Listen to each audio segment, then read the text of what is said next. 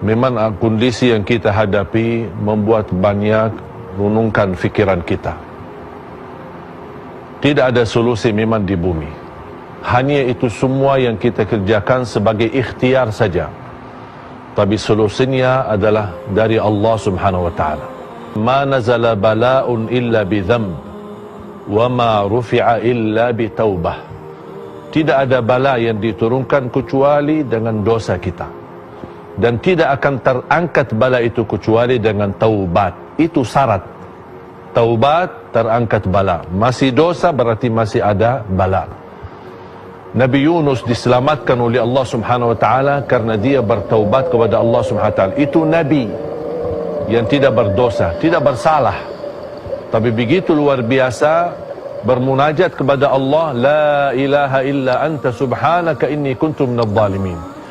Falawla annahu kana minal musabbihin lalabitha fi batnihi ila yaumi yub'atsun.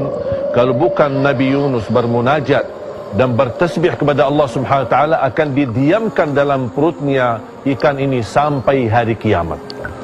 Kita pun kalau tidak bertaubat dan kembali kepada Allah, dan kita mengaku diri kesalahannya, dan kita memohon ampun kepada Allah Subhanahu wa taala, bisa jadi kita akan didiamkan dalam bala ini, dalam wabah ini sekian lama yang kita tidak tahu kapan selesainya.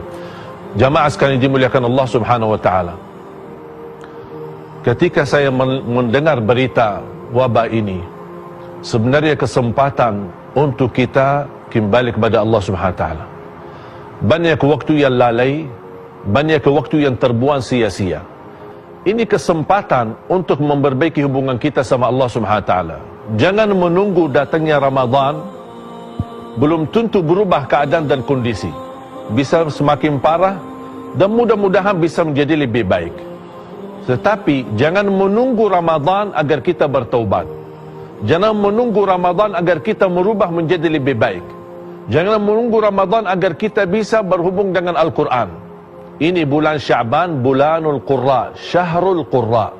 Bulannya yang suka membaca Al-Quran sebanyak-banyaknya. Jamaah sekalian dimuliakan Allah Subhanahu wa taala.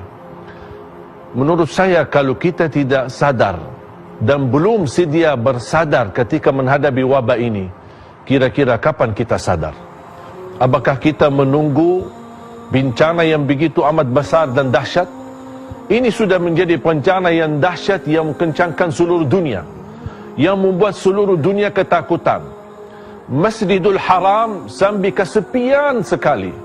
Hanya yang bisa salat, hanya bertugas yang dijaga dan bertugas sebagai imam.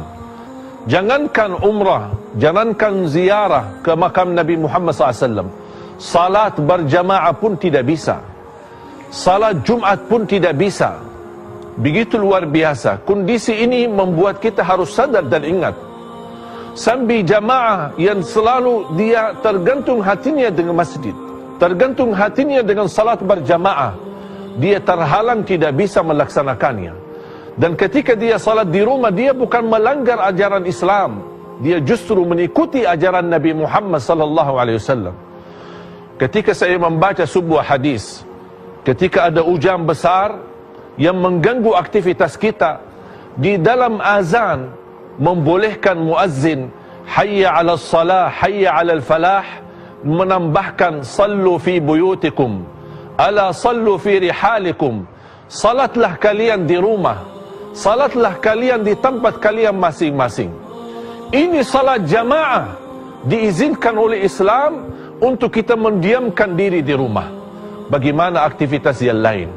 Ini salat yang disebutkan hubungan dan tali hubungan kita sama Allah. Tiang agama kita boleh tinggalkan berjamaah demi menjaga diri.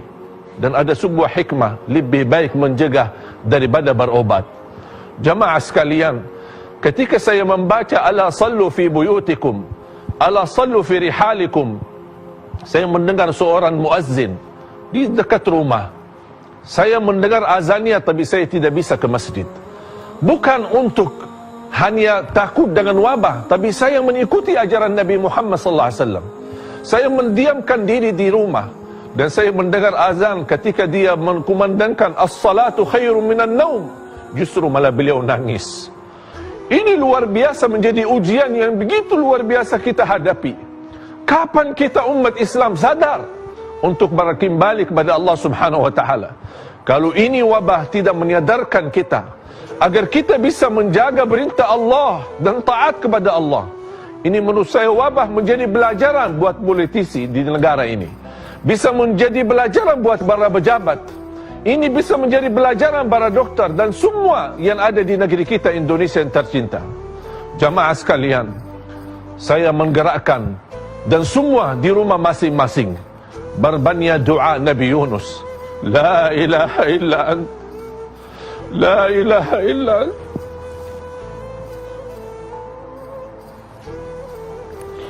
la ilaha illa ant, subhanaka inni kuntu minadh dhalimin. Mudah-mudahan dalam munajat kita, dalam doa Nabi Yunus, mudah-mudahan Allah memberikan solusi untuk kita semua. Amin ya rabbal alamin.